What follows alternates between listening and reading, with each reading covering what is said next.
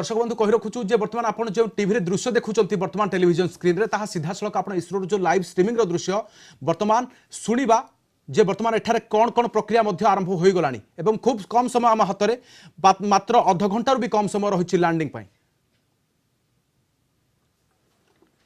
चंद्रयान लेकर के चंद्रमा के निकटतम कक्षा में स्थापित होने तक सारी गतिविधियां चंद्रयान 2 के तरह ही हों और अब हम यह कह सकते हैं कि यह प्लान पूरी तरह से 100% सफल रहा।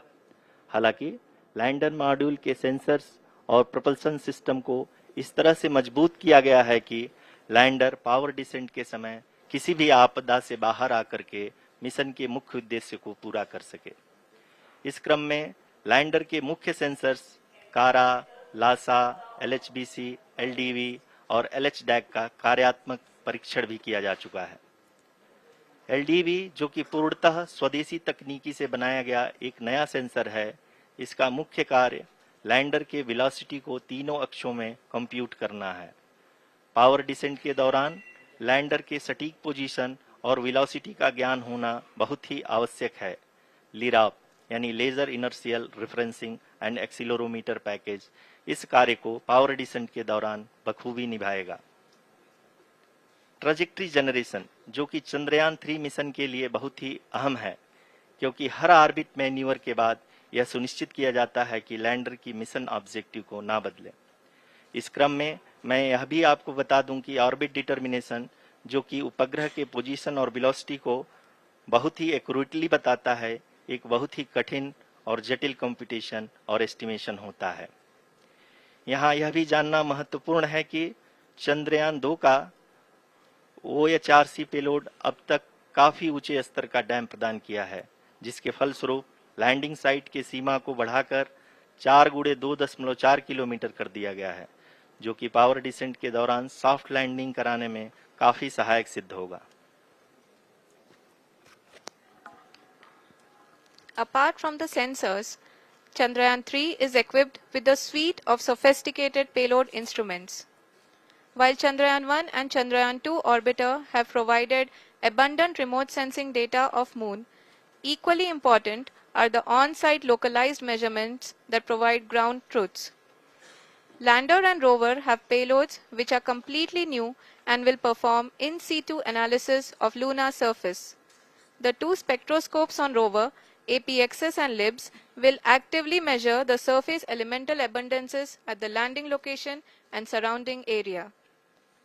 The lander carries a seismometer ILSA that can sense impact events and lunar quakes.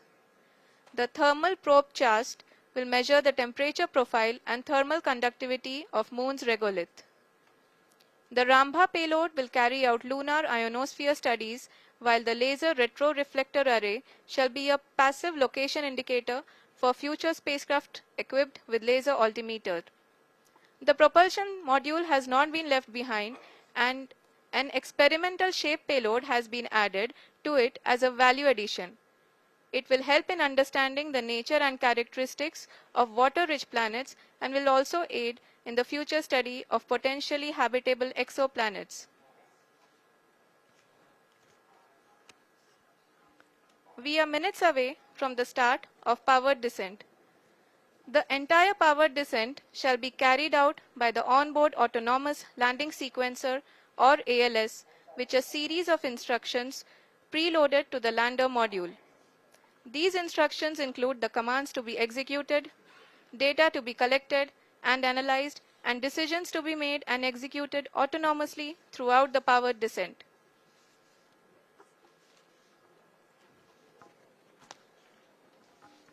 जी हाँ, अब हम पावर डिसेंट के बहुत ही करीब आ चुके हैं। हम आपको बताते चलें कि पावर डिसेंट को कुल 4 चरणों में बांटा गया है। सबसे पहले आता है रफ ब्रेकिंग फेज, जिसमें लैंडर की ऊंचाई को चंद्रमा की सतह से 30 किलोमीटर से घटाकर 7.4 किलोमीटर कर दिया जाएगा।